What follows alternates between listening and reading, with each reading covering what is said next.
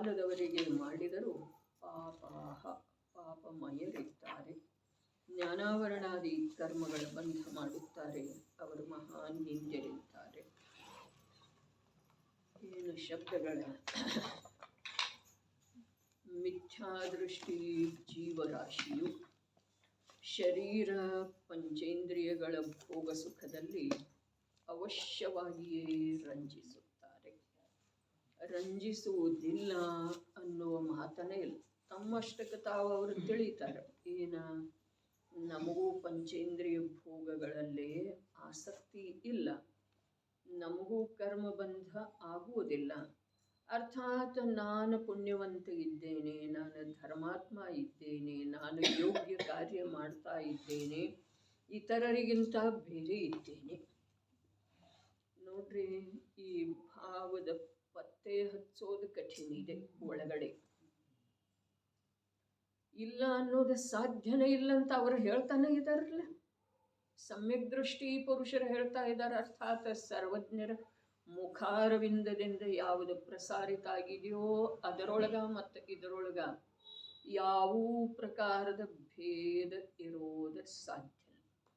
ಸಮ್ಯಕ್ ದೃಷ್ಟಿಯ ವಚನದೊಳಗ, ಸಮ್ಯಕ್ ದೃಷ್ಟಿಯ ಅಂತರಂಗದ ಜ್ಞಾನದ ಪರಿಣತಿಯೊಳಗ ಸ್ವಪರಗಳನ್ನು ನೋಡುವಂಥ ವಿಲಕ್ಷಣ ಯಾವ ಚಾತುರ್ಯ ಪ್ರಕಟ ಆಗಿದೆಯಲ್ಲ ಅದರೊಳಗ, ಮತ್ತು ಸರ್ವಜ್ಞರ ವಚನ, ಸರ್ವಜ್ಞರ ಅಂತರಂಗದ ಪವಿತ್ರತೆ, ಸರ್ವಜ್ಞರ ಪರಪದಾರ್ಥಗಳ ಸ್ವರೂಪವನ್ನು ತಿಳಿಯುವಂಥ ವಿಶೇಷತೆ, ಇದರಲ್ಲೇ ಪ್ರತ್ಯಕ್ಷ ಪರೋಕ್ಷತೆ ಎನ್ನುವಂಥ ಭೇದ ಒಂದು ವೇಳೆ ಯಾವುದೋ ಅಪೇಕ್ಷಾದಿಂದ ಇದೆರಿಪ. ಆದರೆ ನಿಜವಾಗಿ ಸಮ್ಯಕ್ ದೃಷ್ಟಿ ತಿರಿಯಂಚೆ ಇರಲದ. ಆ ಜೀವದ ತಿಳಿಯುವಿಕೆ, ಆ ಜೀವದ ಅಂತರಂಗದ ಶ್ರದ್ಧೆ, ಆ ಜೀವದ ಪರವನ್ನು ವಿಶ್ವವನ್ನು ನೋಡುವ ರೀತಿ ಸಾಕ್ಷಾತ್ ಸರ್ವಜ್ಞ ಪ್ರಭುವಿನ ಹಾಗೆನ ಇದೆರಿ. ಇದರಲ್ಲಿ ಒಂದು ವೇಳೆ ನಮಗೆ ಸಂಶಯ ಅಥವಾ ಭೇದ ಕಂಡು ಬಂತು ಅಂತಂದ್ರೆ ನಾವು ದೀರ್ಘ ಮಿಥ್ಯಾದೃಷ್ಟಿ ಇದ್ದೇವೆ ಅನ್ನೋದ ಸಿದ್ಧ ಆಗ್ತಿದೆ. ಏನು ಹೇಳಿದ್ರು? ರಾಶಿ, ಜೀವದ ರಾಶಿ ರೀ. ಮಿಥ್ಯಾದೃಷ್ಟಿ ಜೀವ ಎಷ್ಟದ? ಅರೇ ಸಮ್ಯಕ್ ದೃಷ್ಟಿಗಳ, ಪಂಚಮಗುಣ ಸ್ಥಾನವರ್ತಿಗಳ, ಭಾವಲಿಂಗಿ ಸಂತರ, ಶ್ರೇಣಿ ಆರೋಹಣೆ ಮಾಡುವಂಥವರ, ಉಪಶಮ ಶ್ರೇಣಿಯವರೆಷ್ಟ, ಕ್ಷಪಕ ಶ್ರೇಣಿಯವರೆಷ್ಟ, ಅರ್ಹಂತ ಅವಸ್ಥೆಯಲ್ಲಿ ಎಷ್ಟು ಜೀವರುಗಳದರು, ಇದರದೆಲ್ಲ ಗಣಿತ ಇದೆ, ಅಂಕಿ ಸಂಖ್ಯೆಗಳಿದ್ದಾವೆ. ಆದರೆ ಮಿಥ್ಯಾದೃಷ್ಟಿಗಳು ಎಷ್ಟ? ಅರೆ ಅನಂತ, ರಾಶಿ ರಾಶಿ ರಾಶಿ ರಾಶಿ. ಮತ್ತು ನಮಗೆ ರಾಶಿಯೊಳಗನ ಇರೋದು ರುಚಿ ಇದೆ ರೀ. ಅವರೆಲ್ಲ ಏನದರು ಸಂಖ್ಯೆ ಆಗಬೇಕಾದ್ರೆ ಒಂದು ಅಂಕಿಯಿಂದನ ಶುರುವಾಗ್ತಿದ್ದೀರಿ. ಅವ್ರದ್ದೆಲ್ಲ ಸಂಖ್ಯೆ ಇದೆ. ಅರ್ಹಂತರು ಎಷ್ಟು ವಿದ್ಯಮಾನ ಇದ್ದಾರೆ, ಶ್ರೇಣ್ಯಾರೋಹಣ ಮಾಡಿರುವಂಥ ಕ್ಷಪಕ ಶ್ರೇಣಿಯ ಜೀವರುಗಳು ಎಷ್ಟು ಇದ್ದಾರೆ, ಉಪಶಮ ಶ್ರೇಣಿಯ ಜೀವರುಗಳು ಎಷ್ಟು ಇದ್ದಾರೆ, ಭಾವಲಿಂಗಿ ಸಂತರು ಎಷ್ಟು ಇದ್ದಾರೆ, ಸಂಯಮ ಪಂಚಮಗುಣ ಸ್ಥಾನಾವರ್ತಿ ಜೀವರುಗಳು ಎಷ್ಟು ಇದ್ದಾರೆ, ಮತ್ತು ನಾಲ್ಕು ಗತಿಯೊಳಗೆ ಸಮ್ಯಕ್ ದೃಷ್ಟಿ ಜೀವರುಗಳು ಎಷ್ಟಿದ್ದಾರೆ. ಇದಕ್ಕೆ ಸಂಖ್ಯೆ ಇದೆ ಅಂದಮೇಲೆ ಆ ಸಂಖ್ಯೆಗೆ ಒಂದು ಅನ್ನೋದಿದೆ ರೀ. ಆ ಒಂದು ಅರ್ಥಾತ್ ಅವರೆಲ್ಲರೂ ಏಕ ಏಕ ಏಕ, ತಮ್ಮ ಅಂತಃ ಸ್ವಭಾವ ಏನಿದೆ, ಏಕೇನಿದೆ, ಪರದಿಂದ ವಿಭಕ್ತ ಏನಿದೆ, ಭಿನ್ನ ಏನಿದೆ, ಅಸ್ಪೃಷ್ಟ ಏನಿದೆ, ತ್ರಿಕಾಲ ಒಂದೇ ಸ್ವರೂಪದಿಂದ ಯಾವ ತತ್ವ ಇದೆಯೋ ಆ ತತ್ವವನ್ನು ಸ್ವೀಕಾರ ಮಾಡಿ, ಅದೊಂದೇ ತತ್ವವನ್ನು ನಂಬಿ, ಅದೊಂದೇ ತತ್ವದೊಳಗೆ ಏಕಾಗ್ರತೆಯನ್ನು ಸಾಧಿಸುವ ಉದ್ಯಮ ಮಾಡ್ತಾ ಇರುವಂಥವರ, ಅವರ ಸಂಖ್ಯೆಯೊಳಗಿದ್ರೂ ಸಂಖ್ಯಾತೀತ ಇದ್ದಾರೆ. ಇವರ ಏಕಾಕಿ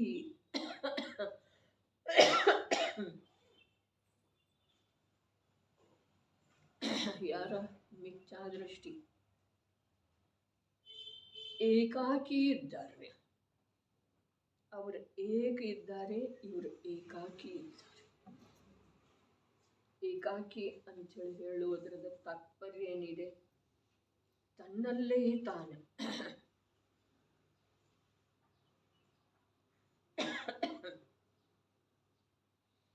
ವಿಪರೀತ ಮನ್ನಣೆಯ ಜಾಲವನ್ನು ಹೆಣ್ಕೊಳ್ತಾ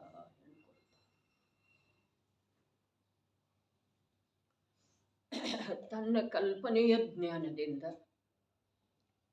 ತನ್ನನ್ನ ಸ್ವೀಕಾರ ಮಾಡ್ತಾ ಮಾಡ್ತಾ ನಾನು ಹೀಗಿದ್ದೇನೆ, ನಾನು ಹೀಗಿದ್ದೇನೆ, ನಾನು ಹೀಗಿದ್ದೇನೆ.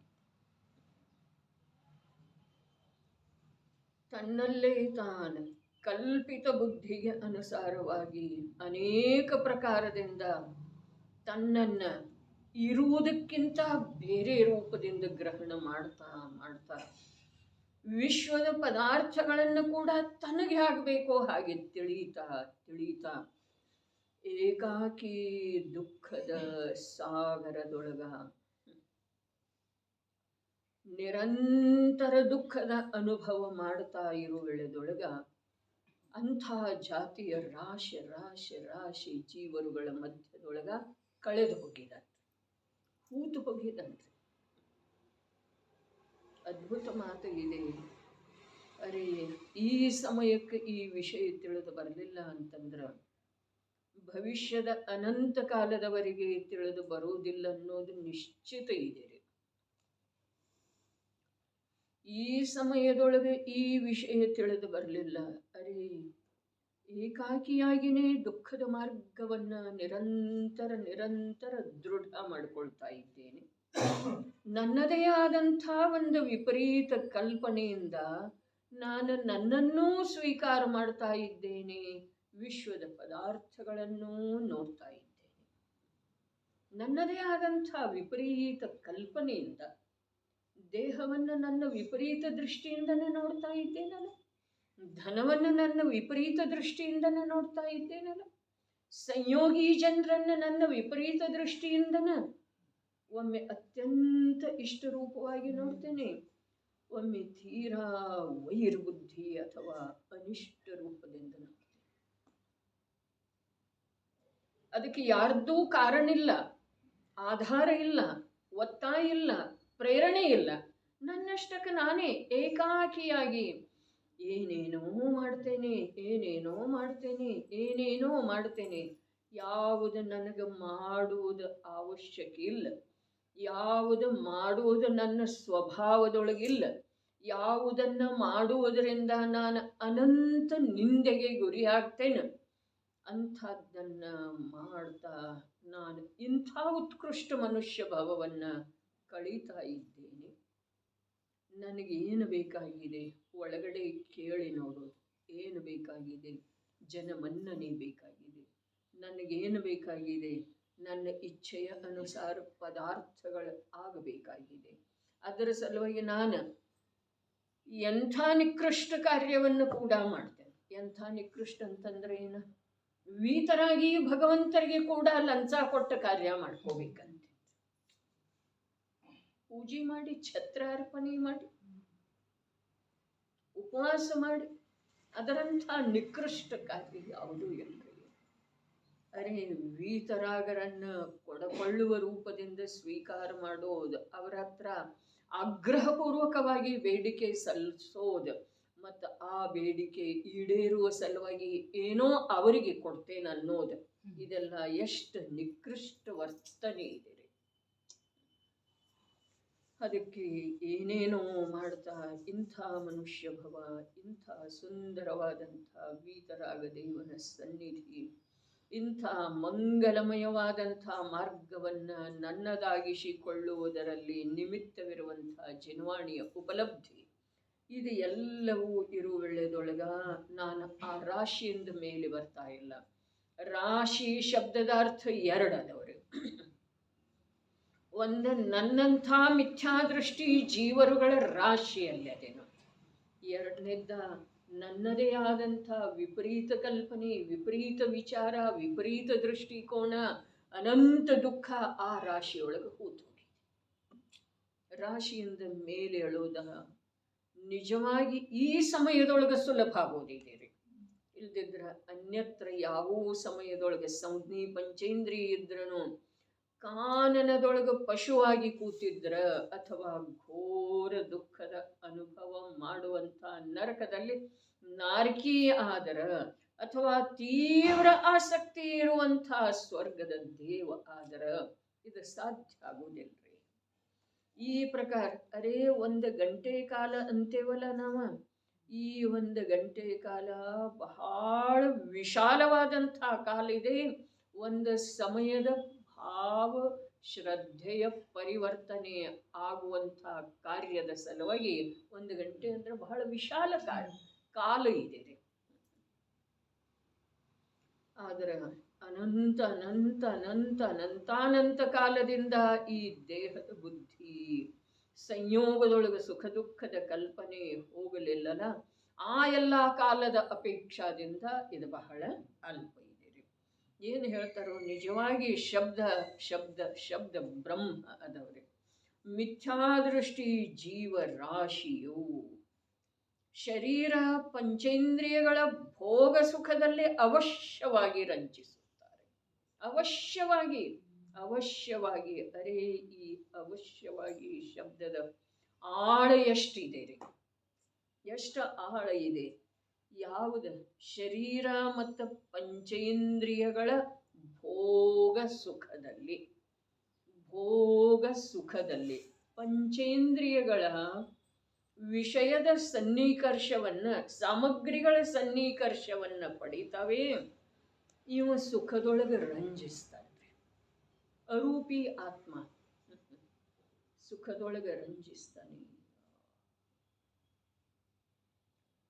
ರಸಗುಣದಿಂದ ಯುಕ್ತವಿರುವಂಥ ಯಾವುದೋ ಪ್ರಕಾರದ ರಸ ಪರ್ಯಾಯದಿಂದ ಪ್ರಗಟ ಇರುವಂಥ ಪುದ್ಗಲದ ಜೊತೆಗೆ ಈ ಇಂದ್ರಿಯಗಳದ ಸನ್ನಿಕರ್ಷ, ರಸನೇಂದ್ರಿಯದ ಸನ್ನಿಕರ್ಷ ಅಂತಿದೆ. ಅದರಿಂದ ಇವನಿಗೇನಾಗಿದೆ ಹೇಳ್ರಿ? ಏನೂ ಇಲ್ಲ. ಇವ ಅಸ್ಪೃಷ್ಟ ಇದ್ದುಕೊಂಡು ಅದರಲ್ಲೇ ರಂಜಿಸ್ತಾನ್ರಿ. ಇವ ಅರೂಪಿ, ಇವನನ್ನ ಯಾವುದೂ ಸ್ಪರ್ಶ ಮಾಡಿಲ್ಲ. ಆ ಇಂದ್ರಿಯಗಳ ರಚನಾರೂಪದ ಯಾವ ಪುದ್ಗಲಗಳಿದಾವೆಯೋ ಅವು ಇವನನ್ನ ಸ್ಪರ್ಶ ಮಾಡಿಲ್ಲ, ಇವ ಅವುಗಳನ್ನ ಸ್ಪರ್ಶ ಮಾಡಿಲ್ಲ. ಮತ್ತಿನ್ನು ಆ ಪುದ್ಗಲಗಳ ಜೊತೆಗೆ ಅನ್ಯ ಯಾವ ಪುದ್ಗಲಗಳದ್ದು ಸನ್ನಿಕರ್ಷ ಆಗಿದೆಯಲ್ಲ, ಅದರಲ್ಲಿ ಇವು ಸುಖದಿಂದ ರಂಜಿಸುವ ಮಾತು ಎಲ್ಲಿಂದ ಬಂತಾರೆ? ಇವು ಎಂಥವ? ಬಸ್ ಅವುಗಳಿಂದ ಭಿನ್ನ ಇದ್ದುಕೊಂಡು ತಿಳಿಯುವಂಥ ಇವನ ಸ್ವಭಾವ ಎಂಥದ್ದು? ಅವುಗಳಿಂದ ಭಿನ್ನ ಇದ್ದುಕೊಂಡ. ಅರೆ ಅರೂಪಿ, ಅವೆಲ್ಲ ರೂಪಿ. ಈ ಇಂದ್ರಿಯಗಳ ರಚನೆ ಯಾವ ಪುದ್ಗಲ ಪರಮಾಣುಗಳಿಂದ ಆಗಿದೆಯೋ ಅವ ರೂಪಿ. ಮತ್ತು ಅವು ಯಾವ ಸಾಮಗ್ರಿಯ ಜೊತೆಗೆ ಸನಿಹಕ್ಕೆ ಬಂದ ಅದರಲ್ಲೇ ಇದರಲ್ಲೇ ವರ್ತಿಸ್ತಿದೆಯೋ ಅವು ರೂಪಿ. ಮತ್ತು ಈತ ಅರೂಪಿ. ನೋಡ್ರಿ, ಯಾವ ಹುಚ್ಚ, ಮೂರ್ಖ, ಅಜ್ಞಾನಿ ಅನ್ನುವ ಯಾವ ಶಬ್ದ ಬಹಳ ಅಂದ್ರೆ ಬಹಳ ಕ್ಷುಲ್ಲಕ ಆಗ್ತಾವ್ರಿ ಇವನ ಪ್ರವೃತ್ತಿಯ ಎದುರಿಗೆ. ಬಹಳ ಅಂದ್ರೆ ಬಹಳ. ಅರೆ ಇವನ ಪ್ರವೃತ್ತಿ ಅರ್ಥಾತ್ ಜ್ಞಾನದ ಪ್ರವೃತ್ತಿ, ಶ್ರದ್ಧೆಯ ಪ್ರವೃತ್ತಿ, ಅನುಭೂತಿಯ ಸ್ಥಾನದ ಪ್ರವೃತ್ತಿ. ಅರೆ ಮಿಥ್ಯಾದೃಷ್ಟಿ ಜೀವರಾಶಿಯು ಶರೀರ ಮತ್ತು ಪಂಚೇಂದ್ರಿಯ ವಿಷಯ ಸುಖಗಳಲ್ಲಿ ಅವಶ್ಯವಾಗಿ ರಂಜಿಸುತ್ತೆ. ಮಾತು ಸೂಕ್ಷ್ಮ ಇದೆ, ಬಹಳ ಸೂಕ್ಷ್ಮ. ಬಹಳ ಅಂತಂದ್ರೆ ಏನ? ಚರಮಸೀಮೆಯನ್ನು ತಲುಪಿದೆ. ಏನು ಅದರೊಳಗೆ ಅಂಥದ್ದೇನಿದೆ? ರಂಜಿಸ್ತವೆ ಜೀವಗಳ. ಅರೆ ಸಂಸಾರಿ ಜೀವರಾಶಿ, ಮಿಥ್ಯಾದೃಷ್ಟಿ ಜೀವರಾಶಿ, ಪ್ರಾಪ್ತ ಶರೀರೇನಿದೆಯ ಆ ಶರೀರ, ಆ ಶರೀರದಲ್ಲಿ ಇರುವಂಥ ಅವಯವ ರೂಪದ ಇಂದ್ರಿಯಗಳ, ಆ ಇಂದ್ರಿಯದ ವಿಷಯ ಭಿನ್ನ ಕ್ಷೇತ್ರದಲ್ಲಿ ವರ್ತಿಸ್ತಾ ಇರುವಂತಹ ಪುದ್ಗಲದ ರಚನೆ, ಅವು ಎಲ್ಲವೂ ಭಿನ್ನ ಬ್ರಹ್ಮನ. ಯಾರ ಹೆಸರಿತ್ತು? ಅವು ಎಲ್ಲವೂ ಭಿನ್ನ. ಇವ ಅತ್ಯಂತ ಅಸ್ಪೃಷ್ಟ. ಭಗವಾನ್ ಕುಂದಾಚಾರ್ಯರು 5 ಪರಮಾಗಮಗಳಲ್ಲಿ ಹೇಳಿದರು: ಅರಸಂ, ಅರೂಪಂ, ಅಗಂಧಂ, ಅಸ್ಪೃಷ್ಟಂ. ಅರಸ ಇದ್ದಾನೆ, ಅರೂಪಿ ಇದ್ದಾನೆ, ಅಗಂಧ ಇದ್ದಾನೆ, ಅಸ್ಪೃಷ್ಟ ಇದ್ದಾನೆ, ಅಶಬ್ದ ಇದ್ದಾನೆ. ಶಬ್ದದ ಮೂಲಕ ಅವನಿಗೆ ಬೋಧ ಹೇಳೋದು, ಶಬ್ದದ ಮೂಲಕ ಆ ಶಬ್ದ ರೂಪದ ಪರ್ಯಾಯದೊಳಗೆ ಅಥವಾ ಶ್ರವಣ ರೂಪದ ಖಂಡ ಜ್ಞಾನದೊಳಗೆ ಅವನು ಸುಖ ಬನ್ನಿಸ. ನಾನು ಕೇಳುವ ಹೇಳುವ ಮಧ್ಯದೊಳಗೆ ಜಿನವಾಣಿ ರೂಪದ ಶಬ್ದ ಇಷ್ಟು ತಂದಿದ್ದೇನ್ರಿ. ಉಳಿದದ್ದೆಲ್ಲ ಮಾತು ಬಿಟ್ಟು ಬಿಡೋಣ. ರಸನೇಂದ್ರಿಯ, ಸ್ಪರ್ಶನೇಂದ್ರಿಯ, ಘ್ರಾಣೇಂದ್ರಿಯ, ಚಕ್ಷು ಇಂದ್ರಿಯಕ್ಕೆ ಸಂಬಂಧಿಸಿದ ಶುಭಾಶುಭ ಎಲ್ಲವನ್ನೂ ಬಿಟ್ಟುಕೊಟ್ಟು ಈಗ ಬರೀ ಕರ್ಣೇಂದ್ರಿಯ. ಕೇಳ. ಏನು ಕೇಳು?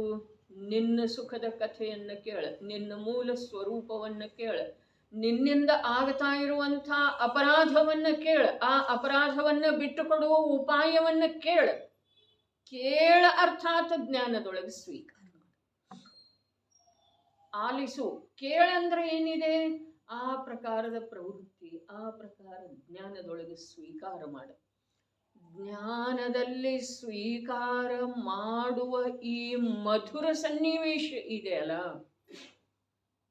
ಈ ಸನ್ನಿವೇಶದನ್ನೇ ಉಪಯೋಗ ಮಾಡಿಕೊಳ್ಳಿಲ್ಲ.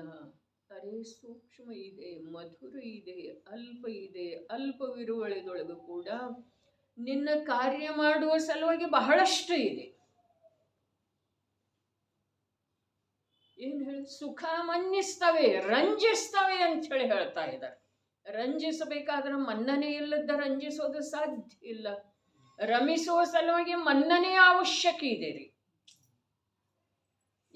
ಇದು ಸುಖ ಅನ್ನುವ ಮನ್ನಣೆ ಇದೆ. ಯಾವುದು? ಜಿನವಾಣಿಯ ಶ್ರವಣ.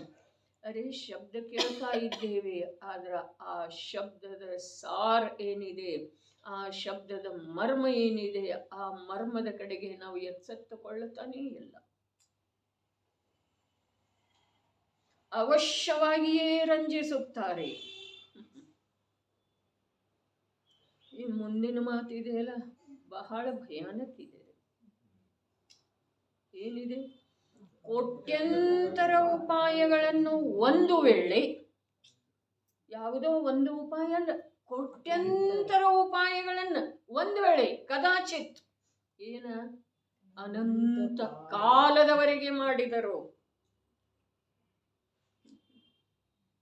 ಒಂದು ವೇಳೆ ಒಂದು ಬರೇ ಬಸ್ಸಿಗೆ ಹೋಗ್ತೀವಿ ಹೀಗಿಲ್ಲ, ಒಂದು ಬರೇ ದಾನನ ಕೊಡ್ತೀವಿ ಹೀಗಿಲ್ಲ. ಒಂದು ವೇಳೆಗೆ ಕೋಟ್ಯಂತರ ಉಪಾಯ, ಎಷ್ಟು? ಅನಂತ ಕಾಲದವರೆಗೆ ಮಾಡಿದರನೂ ಕೂಡ ಪಾಪಮಯರಿದ್ದಾರೆ.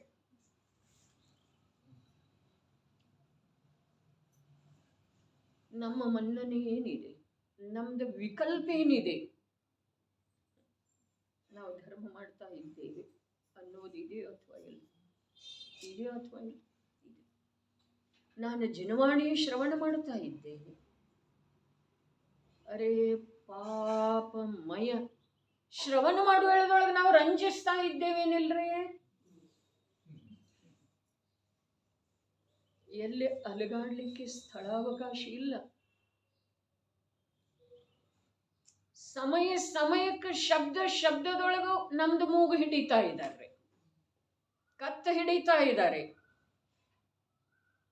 ಯಾವ ಪ್ರಕಾರ?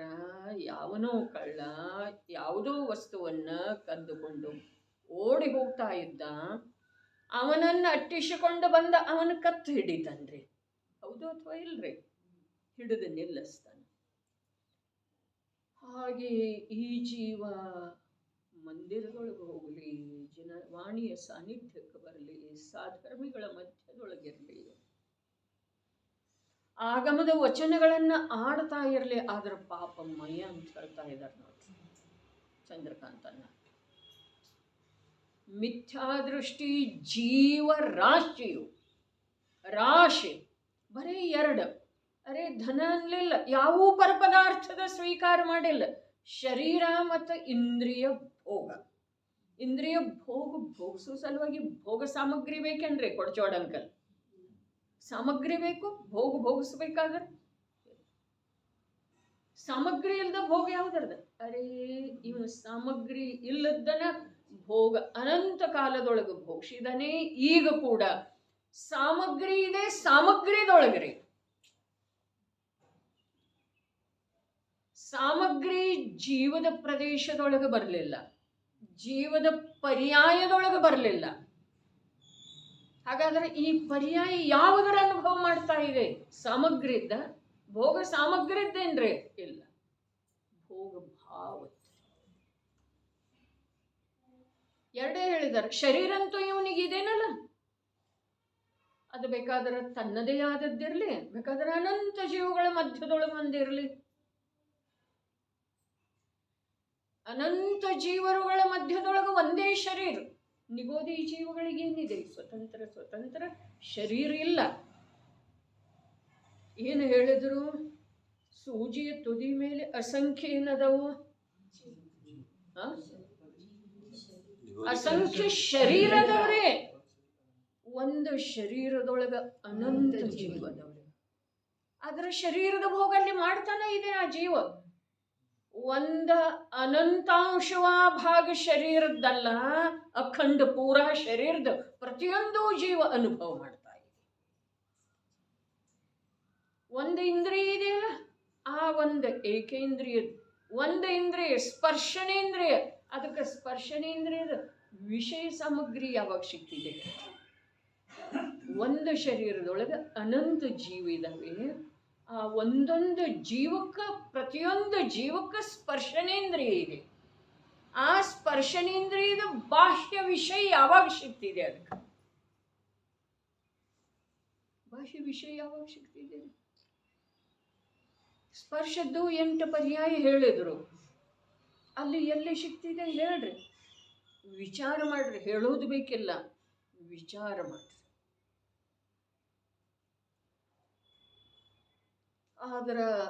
ಅದರಲ್ಲಿ ರಂಜಿಸ್ತಾ ಇದೆ. ಶರೀರ ಮತ್ತು ಪಂಚೇಂದ್ರಿಯ ಭೋಗ ಸುಖದಲ್ಲಿ, ಭೋಗ ಸುಖ ಹೇಳಿದಾರ್ರಿ. ಅವನಿಗೆ ಹೇಗೆ ಅನ್ನಿಸ್ತಿದೆ ಭೋಗ? ಸಮ್ಯಕ್ ದೃಷ್ಟಿಗೆ ಹೇಗೆ ಅನ್ನಿಸ್ತಿದೆ ರೀ? ರೋಗದ ಸಮಾನ, ಉಪಸರ್ಗದ ಸಮಾನ. ಇವನಿಗೆ ಹೇಗೆ ಅನ್ನಿಸ್ತಿದೆ? ಸುಖ. ಕೇಳುವುದರೊಳಗೆ ಸುಖ, ನೋಡುವುದರೊಳಗೆ ಸುಖ, ತಿನ್ನುವುದರೊಳಗೆ ಸುಖ. ತಿನ್ನೋದು ನಾವು ಸಾಧ್ಯ ಇಲ್ಲ.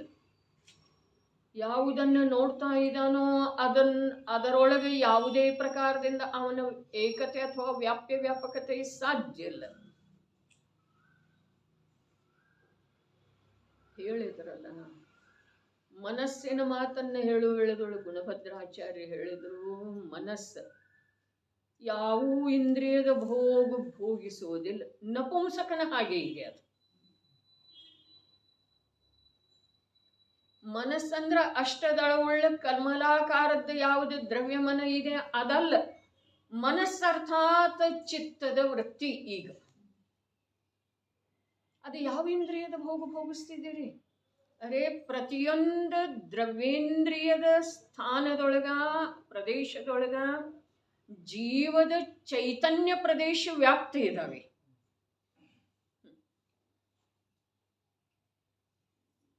ಆದ್ರ ಆ ಇಂದ್ರಿಯದ, ದ್ರವ್ಯೇಂದ್ರಿಯದ ಜೊತೆಗೇನ ಅದರದ ಏಕತೆ ಇಲ್ಲಂದ ಮೇಲೆ ಆ ಪ್ರದೇಶದೊಳಗೆ ಚೈತನ್ಯದ ಪ್ರದೇಶ ಅದವ್ರೆ.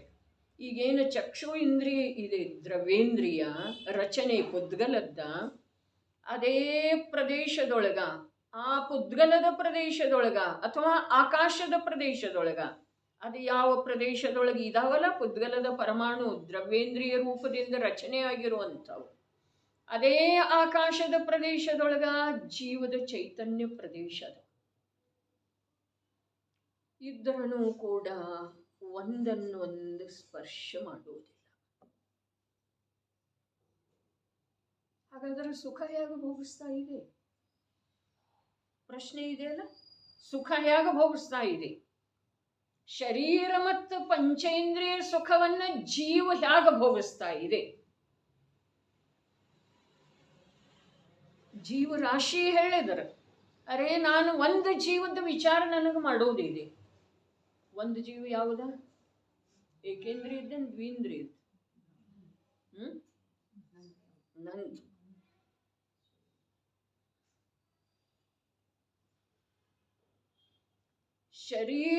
ಶರೀರದಲ್ಲಿ ಇರುವಂತಹ ಆಹಾರ ವರ್ಗಣದೊಳಗ ಎಷ್ಟು ಪರಮಾಣುಗಳು ಇದಾವೆಯೋ ಆ ಪ್ರತಿಯೊಂದು ಪರಮಾಣು ತನ್ನ ಜಡ ಸ್ವಭಾವದ ಉಲ್ಲಂಘನೆ ಮಾಡದ್ದನ ಸ್ಪರ್ಶ, ರಸ, ಗಂಧ, ವರ್ಣ ಮೊದಲಾದ ಗುಣಗಳ ಪರ್ಯಾಯ ರೂಪದಿಂದ ಪರಿಣಮನ ಮಾಡ್ತಾ ಇದೆ. ಪ್ರತಿಯೊಂದು ಪರಮಾಣು ಆಹಾರ ವರ್ಗಣಗಳಿಂದ ಶರೀರ ರಚನೆ ಆದದ್ದು ಇದೆ. ಒಂದೊಂದು ವರ್ಗಣದೊಳಗ ಅನಂತಾನಂತ ಪರಮಾಣುಗಳಿದಾವೆ. ಪ್ರತಿಯೊಂದು ಪರಮಾಣು ತನ್ನ ದ್ರವ್ಯ ಕ್ಷೇತ್ರ ಕಾಲ ಭಾವದ ಉಲ್ಲಂಘನೆ ಮಾಡದ್ದನ ಪರಿಣಮನ ಮಾಡ್ತಾ ಇದೆ. ಹಾಗಾದ್ರೆ ಅದರ ಸುಖವನ್ನು ಇದು ಹೇಗೆ ಭೋಗಿಸ್ತಿದೆ? ಅವಶ್ಯವಾಗಿ ಅಂತ ಹೇಳಿದರೆ ಮತ್ತು ರಂಜಿಸುತ್ತವೆ. ಸುಖದ ಭೋಗದೊಳಗೆ ರಂಜಿಸುತ್ತವೆ. ಸಾಮಗ್ರಿಯ ಮಾತು ಇಲ್ಲ.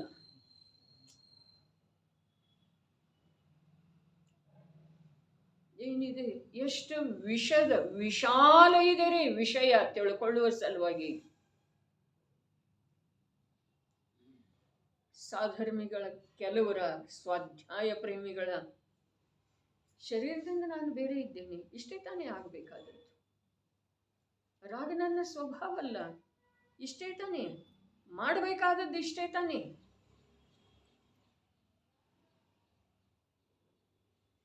ಸುಲಭೆಷ್ಟ ಆಗಿ ಹೋಗಿದೆ, ಎಷ್ಟು ಸುಲಭ ಆಗಿ ಹೋಗಿದೆ. ಆದರೆ ಎಷ್ಟು ಕಠಿಣ, ಎಷ್ಟು ದೂರ ನಾವು ಆ ವಸ್ತು ಸ್ವರೂಪದಿಂದ ಎಷ್ಟು ದೂರ ಇದ್ದೇವೆ. ಒಂದೇ ಒಂದು ಸತ್ಯ ಉತ್ತರ ಇದೆ. ನಿಗೋಧದಲ್ಲಿರುವ ವೇಳೆದೊಳಗೆ ಎಷ್ಟು ದೂರ ಇದ್ದೇವೆಯೋ ಅಷ್ಟೇ ದೂರ ದೇವ್ರಿ ಈಗ ಕೂಡ. ನಾವು ಸತ್ಯದ ಸ್ವೀಕಾರ ಮಾಡಲಿಕ್ಕೆ ತಯಾರಿಲ್ಲ. ಅರೆ, ನಿಗೋಧಾವಸ್ಥೆಯಲ್ಲಿರುವಂಥ ಜೀವಕ್ಕ ಮತ್ತು ನನಗ ಇರುವ ವ್ಯತ್ಯಾಸ ಏನಿದೆ? ಬಾಹ್ಯದ ವ್ಯತ್ಯಾಸ ಇದೆ. ಬಾಹ್ಯದ ವ್ಯತ್ಯಾಸ ಇದೆ. ಅದಕ್ಕೆ ಸ್ವತಂತ್ರ ಶರೀರ ಇರಲಿಲ್ಲ, ನನಗೆ ಸ್ವತಂತ್ರ ಶರೀರ ಇದೆ. ಮತ್ತೇನು ವ್ಯತ್ಯಾಸ ಇದೆ?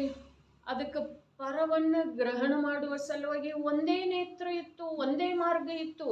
ನನಗೆ 5 ಮಾರ್ಗದವು.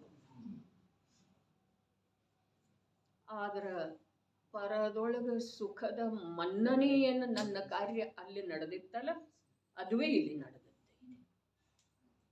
ಸ್ವಭಾವದಿಂದ ಅನಭಿಜ್ಞತೆಯ ರೂಪದ ಅಜ್ಞಾನೇನ ಅಲ್ಲಿ ಗಾಢತರವಾಗಿ ಇತ್ತು, ಅದುವೇ ಇಲ್ಲಿ ಇದೆ. ಸಂಯೋಗದೊಳಗೆ ಬದಲಾವಣೆ ಆಯಿತು, ಬಾಹ್ಯ ಅವಸ್ಥೆಯೊಳಗೆ ಬದಲಾವಣೆ ಆಯಿತು. ಆದ್ರೆ ಅಂತರಂಗದ ಅಭಿಪ್ರಾಯ, ಜ್ಞಾನ, ಶ್ರದ್ಧೆ ಅದರಲ್ಲಿ ಏನು ಬದಲಾವಣೆ? ಈ ಬದಲಾವಣೆ ಬಿಟ್ಟು ಹೋಗ್ತಿದ್ದೀರಿ, ಹೌದೇನಿಲ್ರಿ? ಬದಲಾವಣೆ ಎಲ್ಲಿ ಆಗಬೇಕು? ಬಿಟ್ಟು ಹೋಗದೆ ಇರುವಂಥದರಲ್ಲಿ ಆಗಬೇಕು. ಬಿಟ್ಟು ಹೋಗದೆ ಇರೋದು ಯಾವ್ದ? ಶ್ರದ್ಧೆ, ಜ್ಞಾನ, ಅದರಲ್ಲೇ ಬದಲಾವಣೆ ಆಗ್ಬೇಕು. ಯಾವ ರೂಪದ? ಅರೆ ನಾನು ಈ ಜಡ ಪುದ್ಗಲದ ರಾಶಿಯಿಂದ ಅತ್ಯಂತ ಅಸ್ಪೃಷ್ಟ ಚೈತನ್ಯ ಮಹಾ ಪದಾರ್ಥನಿದ್ದೇನೆ. ಯಾವುದನ್ನೂ ಸ್ಪರ್ಶ ಮಾಡುವುದಿಲ್ಲ, ಯಾವುದರ ಜೊತೆಗೇನೂ ಏಕರೂಪ ಆಗುವುದಿಲ್ಲ, ಯಾವುದರ ಜೊತೆಗೇನೂ ಬೆರೆತು ಹೋಗುವುದಿಲ್ಲ. ಅತ್ಯಂತ ಭಿನ್ನ ಇದ್ದುಕೊಂಡು ಎಲ್ಲವನ್ನೂ ಹೇಗಿದೆಯೋ ಹಾಗೆ ತಿಳಿಯುವಂಥ ಶಕ್ತಿ ನನ್ನಲ್ಲೇ ಇದೆ. ಆ ಶಕ್ತಿಯ ಸ್ವೀಕಾರ ಮಾಡುವ ಸಲುವಾಗಿ, ಆ ಶಕ್ತಿಯ ಸ್ವೀಕಾರ ಅನಂತ ಕಾಲದೊಳಗೆ ಆಗಿರಲಿಲ್ಲಲ್ಲ, ಅದು ಬದಲಾವಣೆಯಾಗಿ ಈಗ ಸ್ವೀಕಾರ ಆಗ್ಬೇಕು. ಅನಂತ ಕಾಲದೊಳಗೆ ಆ ಶಕ್ತಿಯ ಸ್ವೀಕಾರ ಆಗಿರಲಿಲ್ಲಲ್ಲ, ಅದು ಬದಲಾವಣೆ ಆಗ್ಬೇಕು. ದೇಹ ಬದಲಾವಣೆ ಆಗೇನು ಉಪಯೋಗ ಇಲ್ಲ, ಸಂಯೋಗ ಬದಲಾವಣೆ ಆಗೇನು ಉಪಯೋಗ ಇಲ್ಲ. ಟಿವಿ ನೋಡ್ತಾ ಇದ್ದನು ಈಗ ವೀತರಾಗ ಬಿಂಬವನ್ನು ನೋಡ್ತಾ, ಪದಾರ್ಥ ಬದಲೇ ಆಯ್ತು. ಹಾಗಾದ್ರೆ ಎರಡೂ ಒಂದ ಅಂತೀರೇನ? ಟಿವಿ ನೋಡೋದ ಮತ್ತು ವೀತರಾಗ ಭಗವಂತರನ್ನ ನೋಡೋದು ಎರಡೂ ಒಂದ ಅಂತೀರೇನ? ಎರಡೂ ಒಂದೇ ಏನು ಬೇರೆ ರೀ ಕೊಡ್ಸೋಡಂಕ?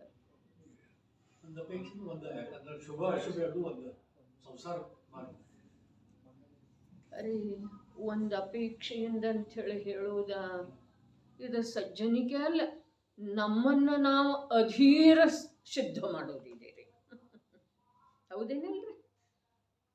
ಏನಿದೆ ಒಂದು ಅಪೇಕ್ಷೆ. ಅರೆ ಜಿನಾಗಮದಲ್ಲಿ ಅಪೇಕ್ಷೆ ಅಂತೂ ಇದೆ, ಆದ್ರೆ ಅಪೇಕ್ಷೆ ಎಲ್ಲಿ ಹತ್ತತ್ತಿದೆ ರೀ? ಎಲ್ಲಿ? ಅರೆ ಎರಡೂ ಒಂದೇ. ಎರಡರಲ್ಲೂ ಸುಖ ಮನ್ನಿಸ್ತಾ ಇರುವಂಥ ಜೀವನಿಗೆ ಸುಖ ಸ್ಥಾನದಿಂದ ದೂರನೇ ಹೋಗಬೇಕಾಗ್ತಿದೆ. ನಿಜವಾದ ಸುಖ ಸ್ಥಾನದಿಂದ ದೂರ ಹೋಗಬೇಕಾಗ್ತಿದೆ.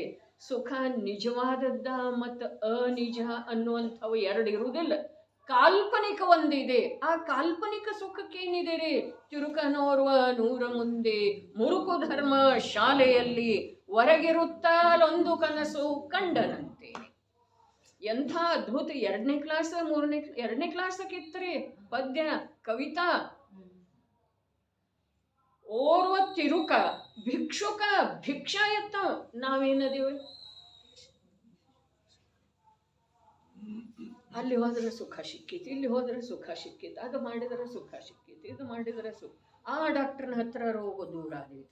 ಅರೇ ಮೂರು ಲೋಕದ ಯಾವ ತಜ್ಞ ವೈದ್ಯ ಇದಾರೋ, ಭವರೋಗ ವೈದ್ಯ, ಅವರು ಹೇಳುವ ಮಾತು ಕಿವಿಗೆನ ಹಾಕೊಳ್ಳೋದಿಲ್ಲ.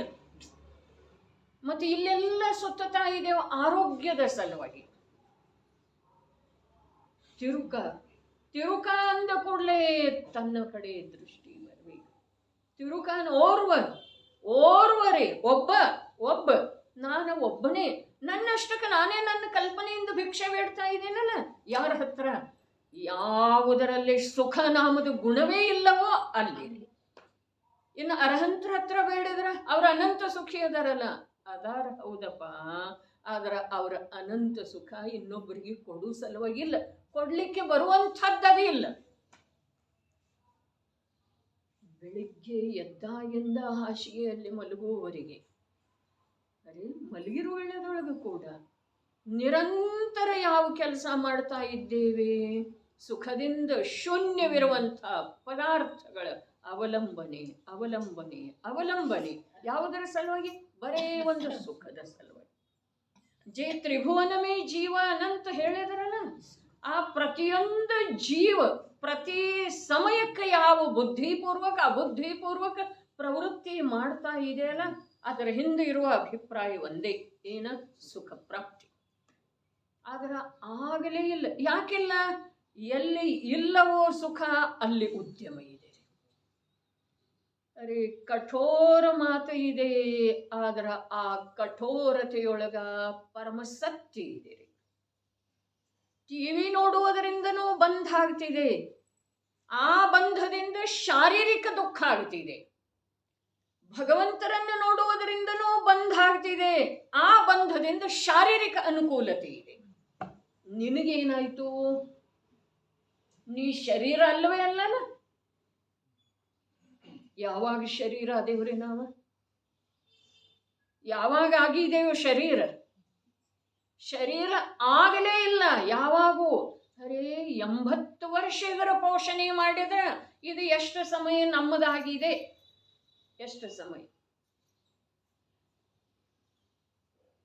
ದೀರ್ಘ ಜೀವನ ಬೇಕ್ರಿ. ಆದ್ರೆ ದೀರ್ಘ ಜೀವನದಿಂದ ಯಾವ ಪರದ ಸಂಯೋಗ ರೂಪದ ಜೀವನ ಇದೆಯೋ ಅಲ್ಲಿ ಬರೀ ತ್ರಸ್ತತೆ ಇದೆ ರೀ, ತ್ರಾಸ ಇದೆ. ಅನಂತ ನಿನ್ನ ಸ್ವಭಾವ ಅನಂತ ಇದೆ, ಮೂರೂ ಕಾಲದಲ್ಲಿರುವಂಥದ್ದಿದೆ. ಮತ್ತು ಇದರ ಜೊತೆಗೆ ಇನ್ನೊಂದು 4 ಒಪ್ಪತ್ತು ಬದುಕುವ ಅಪೇಕ್ಷೆ ಯಾಕ? ನಿನಗೆ ಸಾವೇ ಇಲ್ಲ. ಅಂಥ ತತ್ವವನ್ನು ನೀನು ಯಾಕೆ ನೋಡ್ತಾ ಇಲ್ಲ, ಒಪ್ಕೊಳ್ತಾ ಇಲ್ಲ, ಶ್ರದ್ಧೆ ಮಾಡ್ತಾ ಇಲ್ಲ? ಸರ್ವಜ್ಞರನ್ನು ನೋಡಿ ಅವರು ಯಾವ ಸ್ಥಿತಿಯೊಳಗೆ ತಲುಪಿದ್ದಾರೆ, ಎಂಥ ಅವಸ್ಥೆಗೆ ಪ್ರಾಪ್ತಾಗಿದ್ದಾರೆ.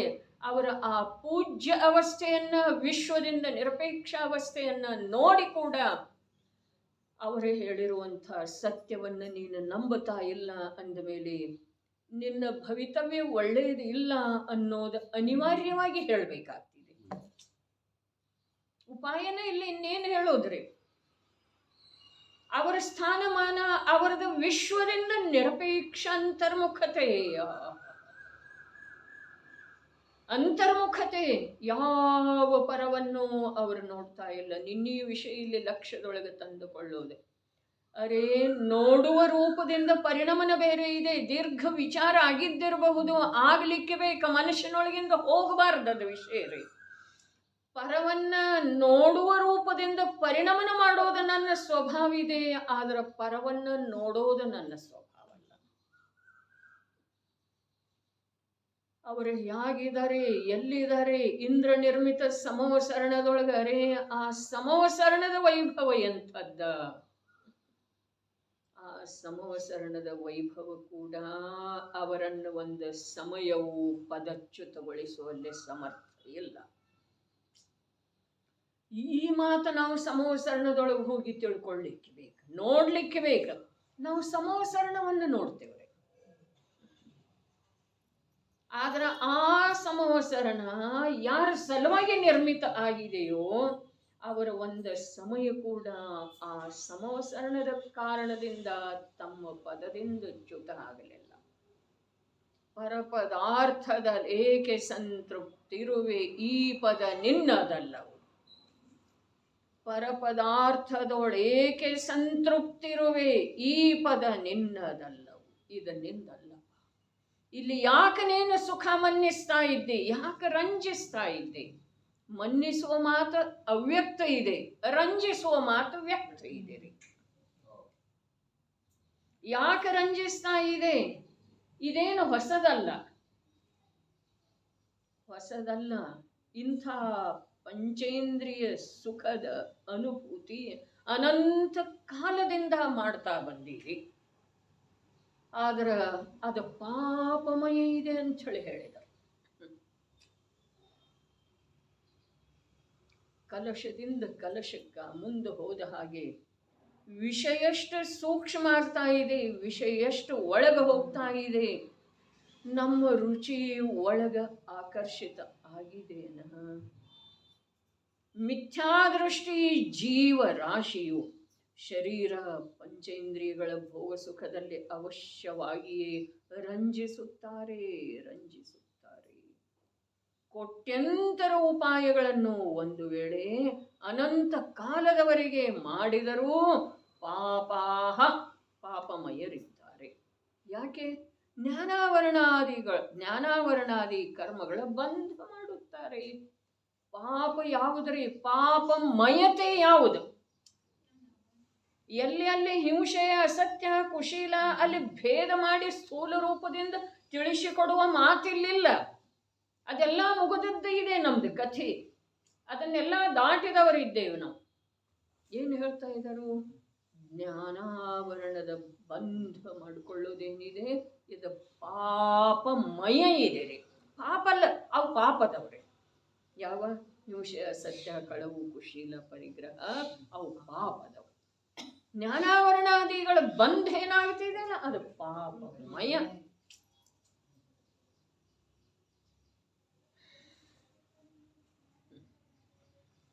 ಅಷ್ಟಮಿ, ಚತುರ್ದಶಿ, ಅಷ್ಟಾಂಗಿಕದ ಆಚರಣೆ, ದಶಲಕ್ಷಣದ ಆಚರಣೆ, ಸದಾಚಾರ, ವ್ರತ, ಸಂಯಮ, ಜಪ, ತಪ, ಸಾಮಾಯಿಕ ಕೋಟ್ಯಂತರ ಉಪಾಯ ಮಾಡಿ.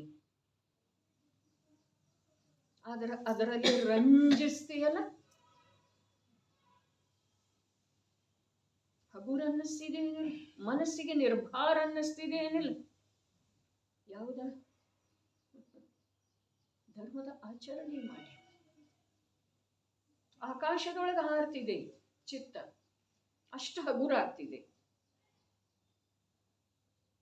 ಆದ್ರೆ ಪಾಪಮಯ ಜ್ಞಾನಾವರಣಾದಿ ಬಂಧ ಆಗ್ತಾ ಇದೆ ನಿರಂತರ. ಎಲ್ಲೆಲ್ಲಿ ಇನ್ನೇನು ನಮ್ಮ ಜೀವನದ್ದೇನು ಹೇಳುವುದಿದೆ? ದ್ರವ್ಯಲಿಂಗಿಯ ಪಂಚಮಹಾವ್ರತದಲ್ಲಿ ಏನಾಗ್ತಾ ಇದೆ? ಜ್ಞಾನಾವರಣಾದಿ ಘಾತಿ ಕರ್ಮಗಳನ್ನು ಬಂಧ. ಅದಕ್ಕೆ ಕೊಟ್ಯಂತರ ಉಪಾಯ ಹೇಳಿದಾರಲ್ಲ, ಅದಕ್ಕಿಂತ ಇನ್ನು ಹೆಚ್ಚಿನ ಉಪಾಯ ಯಾರು ಮಾಡ್ಲಿಕ್ಕೆ ಸಾಧ್ಯ ಇದೆ? ಜೈನ ದರ್ಶನದೊಳಗೆ ಜನ್ಮ ತಾಳಿ ಜಿನದೀಕ್ಷೆ ಅಂತ ಉತ್ಕೃಷ್ಟ ಉಪಾಯಕ್ಕಿಂತ ಮತ್ತೆ ಯಾರು ಹೆಚ್ಚಿನ ಮಾಡಲಿಕ್ಕೆ ಸಾಧ್ಯ ಇದೆ? ಆದ್ರ ಪಾಪಮಯ. ಏನೂ ಆಗುವುದಿಲ್ಲ, ಏನೂ ಆಗುವುದಿಲ್ಲ, ಏನೂ ಆಗುವುದಿಲ್ಲ ಅಂದ್ರೂ ಇದಕ್ಕಿಂತ ಅದು ಒಳ್ಳೇದಿದೇನಿಲ್ಲ. याच्यापेक्षा ते बरं म्हणायचं की नाही, ते बी सोडले तर काय करायचं मग? ವಿಚಾರ ಮಾಡ್ರಿ. ಅರೆ ಅದು ಮಾಡೋದು ಹೊಸದಲ್ಲ. ಎಷ್ಟು ಬಾರಿ ದೀಕ್ಷಾಧಾರಣ ಮಾಡಿದೆ, ಇನ್ನು ಅದಕ್ಕಿಂತ ಹೆಚ್ಚಿಂದ ಈಗೇನು ಮಾಡಾಮದೀಗ? ಎಷ್ಟು ಬಾರಿ ದೀಕ್ಷಾಧಾರಣ ಮಾಡಿದ್ದೆ ಇದೆ? ನಾಕಿ ಓರ್ವನು ಅರ್ಥಾತ್ ಸ್ವರ್ಗದ ದೇವ ಒಬ್ಬ ನಮ್ಮ ಭವಾಂತರದಲ್ಲಿ ಅಂಗೀಕಾರ ಮಾಡಿರುವ ದೀಕ್ಷಾ ಸಮಯದೊಳಗೆ ಯಾವ ಪಿಚ್ಚೆ ಅಥವಾ ಕಮಂಡಲ ಇದ್ದು ಅವುಗಳನ್ನು ಒಂದು ವೇಳೆ ತನ್ನ ವಿಕ್ರಿಯ ವೃದ್ಧಿಯಿಂದ ಸಂಗ್ರಹ ಮಾಡಿದ ಅಂತಂದ್ರೆ 1,00,000 ಯೋಜನ ಉತ್ಸೇಧವುಳ್ಳ ಸುಮೇರು ಪರ್ವತ ಏನಿದೆ ಅಲ್ಲ, ಅದಕ್ಕಿಂತ ದೊಡ್ಡ ರಾಶಿ ಆಗ್ತಿದೆ. ಹಾಗಾದ್ರೆ ಏನಾಯ್ತು? ಏನೂ ಆಗೋದಿಲ್ಲ ಅಂದು ಕೂಡಲೇ ನಮಗನಿಸ್ತೈತಿ ಇದೆ ಅಂಥ ಧರ್ಮ. ಅರೆ ಅಂಥ ಧರ್ಮವನ್ನು ನಾನು ಇದುವರೆಗೆ ಕೇಳಲೇ ಇಲ್ಲ. ಕೇಳಿದ್ರೂ ಅದರದ್ದು ವಿಚಾರ ಮಾಡಲಿಲ್ಲ, ಅದನ್ನು ಕಿವಿಯೊಳಗೆ ಹಾಕೊಳ್ಳಿಲ್ಲ. ದಿವ್ಯ ಧ್ವನಿ ಕೇಳಿದೇವಲ್ಲ, ಹೇಳ್ತಾರೆ ಅನಂತ ಬಾರಿ ಸಮೋಸರಣದೊಳಗೆ ಹೋಗಿದೆ, ಅಸಂಖ್ಯ ಬಾರಿ ಅನ್ನೋನು ಅನಂತ ಬಾರಿನ ಹೇಳಿದಾರ್ರಿ. ಮುನಿವ್ರತ ಧಾರ ಅನಂತ ಬಾರ ಅಂತ ಹೇಳಿನ ಹೇಳಿದಾರಲ್ಲ. ಆ ವ್ರತದ ಪರಿಪಾಲನೆ ಹೇಗೆ ಮಾಡಿದ್ದೇವೆ? 9ನೇ ಗ್ರೈವೇಯಕಕ್ಕೆ ಹೋಗಿದ್ದೇವೆ ನೇರವಾಗಿ. ಆದ್ರೂ ಪಾಪಮಯ, ಎಲ್ಲೆಲ್ಲೇ ಹರಿದಾಡೋದು. ಇದಂತೂ ಮನುಷ್ಯ ಜೀವನದ ಮಾತು. ಇನ್ನು ಏಕೇಂದ್ರಿಯದೊಳಗೆ ಶರೀರ ಇಲ್ಲದೆ ಇರೋ ವೇಳೆದೊಳಗೆ ಶರೀರದ ಸುಖ ಅನುಭವ ಮಾಡಿದ ನೀವು. ಇದು ಆಶ್ಚರ್ಯದ ಮಾತಿದೆಯಲ್ಲ. ಇಂದ್ರಿಯ ವಿಷಯ ಸಾಮಗ್ರಿ ಇಲ್ಲದೆ ಇರೋ ವೇಳೆದೊಳಗೆ ಇಂದ್ರಿಯ ವಿಷಯ ಸುಖ ಭೋಗಿಸಿದನ್ರಿ. ಅವ್ನು ಭೋಗಿಸಿದೇನಿಲ್ಲ ಕನಸಿನೊಳಗ್ರೆ. ಯಾವ ಆ ಭಿಕ್ಷುಕ ತಿರುಕ ಭೋಗಿಸಿದಲ್ಲ. ಪುರದ ರಾಜ ಸತ್ತನಂತೆ ವರಕುಮಾರರಿಲ್ಲದಿರಲು ಕರಿಯ ಕೈಗೆ ಕುಸುಮ ಮಾಲೆ ಇತ್ತು ಪುರದವಳು. ರಾಜ ಸತ್ತು ಹೋಗಿದ್ದ, ಐತಲ್ಲ ಕಥೆ, ಪರಿಚಿತ ಇದೆ. ಆ ರಾಜನಿಗೆ ಪುತ್ರರು ಇರಲಿಲ್ಲ. ಆನೆಯ ಸೊಂಡಿನೊಳಗೆ ಪುಷ್ಪಮಾಲೆಯನ್ನು ಕೊಟ್ಟ ಊರೊಳಗೆ ಬಿಟ್ಟು ಬಿಟ್ರು. ನೀವು ಅಲ್ಲೆಲ್ಲಿ ಮೂರ್ಖ ಧರ್ಮಶಾಲೆಯೊಳಗೆ ಮಲಗಿದ್ದನ ಅಲ್ಲಿ ಬಂದು ಹಾಕಿತ್ತದ ಆನೆ ಅವನಿಗೆ ಮಾಲೆಯನ್ನು. ಅವನನ್ನ ಬಾರಿಸ್ಕೊಂತ ಮಾಡ್ಕೊಂತ ವೈಭವದಿಂದ ಒಯ್ದ್ರ ಎಲ್ಲಿ? ಅರಮನೆಗೆ.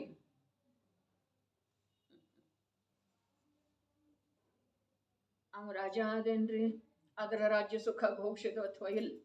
ಶೇಖ್ ಮೊಹಮ್ಮದನ್ ಕಥೆ ಹೇಳ್ತಾರಲ್ಲ, ಅವ ಆಗಿದ್ದೇನ್ರಿ ಅಂತ ಶ್ರೀಮಂತ, ತುಪ್ಪದ ದೊಡ್ಡ ವ್ಯಾಪಾರಿ. ಆದ್ರ ಆಗಿದ್ದೇನಿಲ್ರಿ, ಅವ ಭೋಗಿಸಿದೇನಿಲ್ಲ ಅದರ ಸುಖ.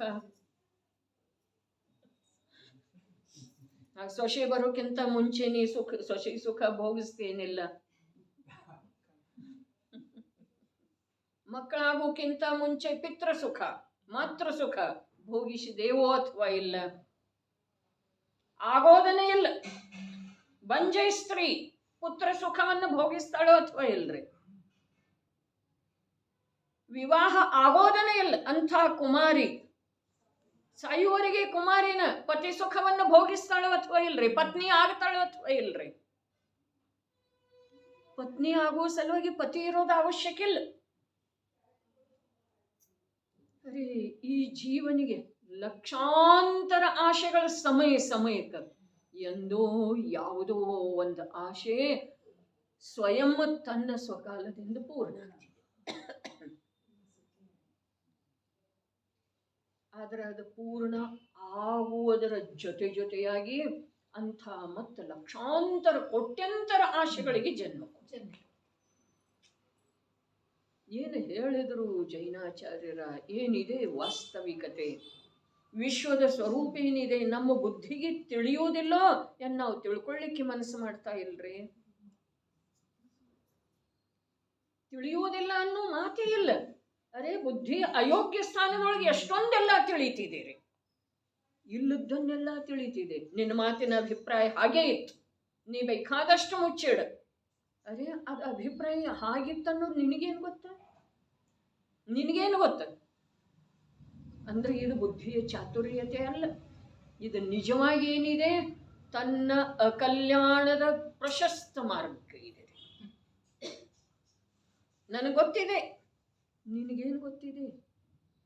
ಏನು ಗೊತ್ತಿದೆ ನಿನಗೆ? ನಿನಗೆ ನೀನು ಯಾರು ಅನ್ನೋದನ್ನ ಗೊತ್ತಿಲ್ಲ ಅಂದಮೇಲೆ ವಿಶ್ವದೊಳಗೆ ನಿನಗೇನೂ ಗೊತ್ತಿಲ್ಲ ಹೋಗಂತ. ಯಾವ ಜೀವ ತನ್ನನ್ನು ತಾನು ತಿಳಿಯುವುದಿಲ್ಲವೋ ಆ ಜೀವ ವಿಶ್ವದ ಒಂದು ಪರಮಾಣುವನ್ನು ಕೂಡ ತಿಳಿಯೋದು ಸಾಧ್ಯ ಇಲ್ಲ. ನಮಗೆ ಅನ್ನಿಸ್ತಿದೆ ನಾನು ಅದರಿಂದ ಲಾಭ ಏನಾಯ್ತು ಹೇಳ್ರಿ? ಏನೇನು ತಿಳಿದಿದ್ದೇವಂತ ಅನ್ನಿಸ್ತಿದೆಯಲ್ಲ ನಮಗ, ಅದರಿಂದ ಏನೇನು ಲಾಭ ಆಯಿತು? ಆಕುಲತೆ ಹೆಚ್ಚು ಕಡಿಮೆ ಅರ್ಥಾತ್ ವೃದ್ಧಿನ ಆಯ್ತೋ ಅಥವಾ ಏನಾದರೂ ನಿರಾಕುಲತೆ, ಆಂತರಿಕ ಶಾಂತಿ, ಪರಮ ಸಮಾಧಾನ, ಪರಮ ತೃಪ್ತಿ ಆಗಿದೆ ಅಂದ್ರೆ ಯಾವುದನ್ನು ತಿಳಿಯೋದ್ರಿಂದಾಗಿದೆ? ಮಿಥ್ಯಾ ದೃಷ್ಟಿ ಜೀವರಾಶಿಯೂ. ಅರೆ ನಿನಗೆ ಐಶ್ವರ್ಯ ಇರುವ ಅವಶ್ಯಕತೆ ಇಲ್ಲ, ಮನೆ ಹೊಲ ಸೈಟ ಗಾಡಿ ಇರೋದ ಅವಶ್ಯಕ ಇಲ್ಲ. ಚಿನ್ನ ಬೆಳ್ಳಿ ವಜ್ರ ವೈಢೂರ್ಯ ಚೈತನ್ಯ ಪರಿವಾರ ಬೇಕಾದಷ್ಟು, 4 ಜನ 10 ಜನ ಅಕ್ಕ ತಂಗಿಯರ, 10 ಜನ ಅಣ್ಣ ತಮ್ಮಂದಿರ ಇರುವ ಅವಶ್ಯಕತೆ ಇಲ್ಲ.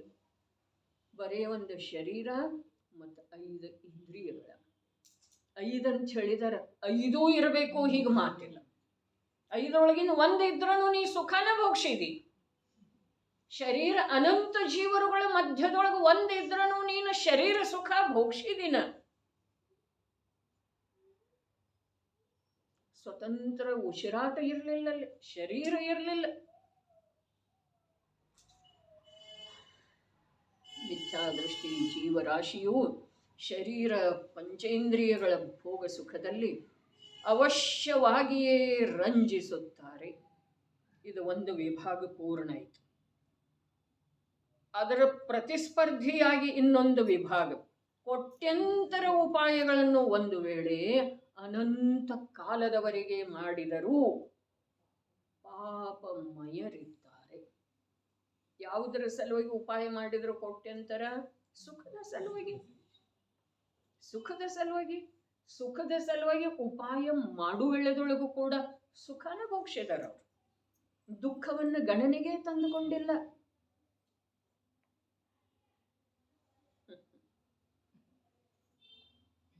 ಹೌದು ಅಥವಾ ಅಲ್ಲ?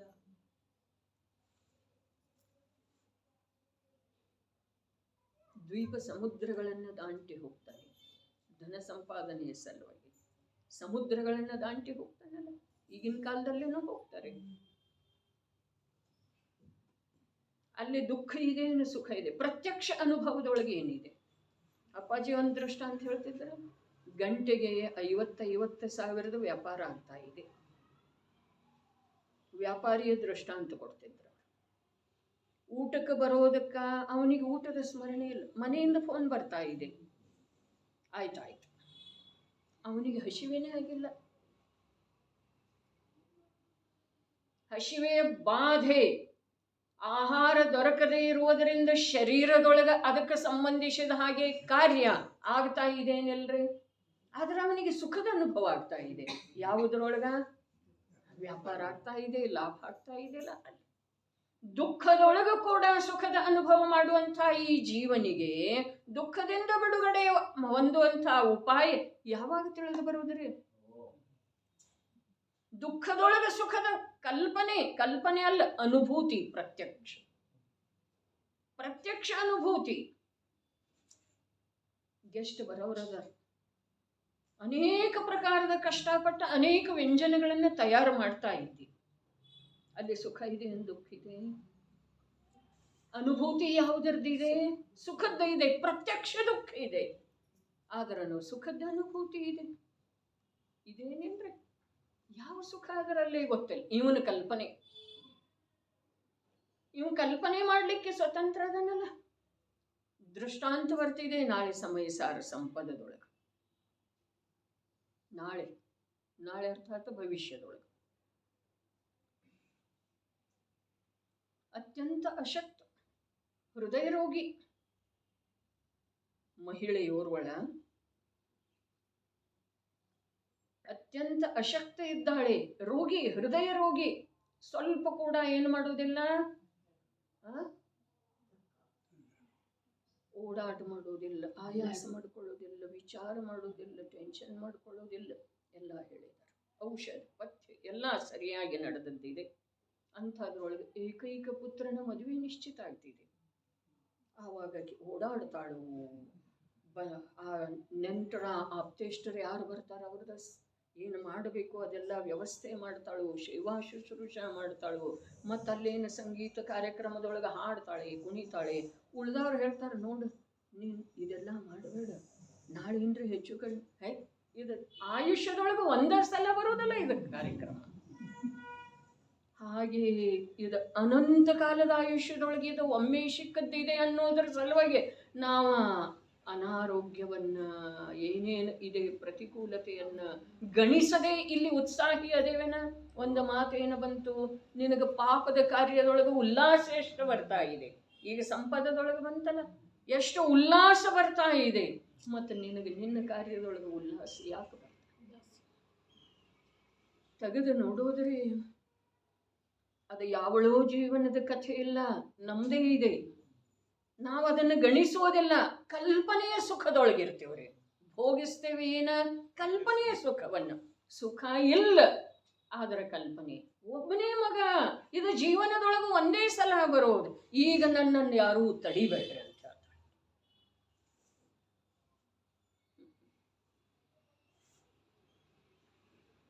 ತಮ್ಮ ಜೀವನದೊಳಗೂ ಕೂಡ ಇಂಥ ಘಟನೆ ನೋಡಿದೆಯೋ ಅಥವಾ ಇಲ್ರಿ?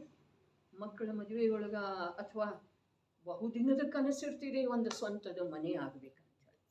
ಆ ವಾಸ್ತು ಶಾಂತಿದೊಳಗ ಅತ್ಯಂತ ರೋಗದ ಅವಸ್ಥೆಯಲ್ಲಿ ಇರುವಂಥವ್ರು ಕೂಡ ಉತ್ಸಾಹದಿಂದ ಓಡಾಡ್ತಾರೋ ಅಥವಾ ಬಂದವರಿಗೆ ಬರ್ರಿ ಅಂತ ನಮಸ್ಕಾರ ಮಾಡ್ತಾರೋ ಅಥವಾ ಇಲ್ರಿ, ಸ್ವಾಗತ ಮಾಡ್ತಾರೇನಿಲ್ರಿ.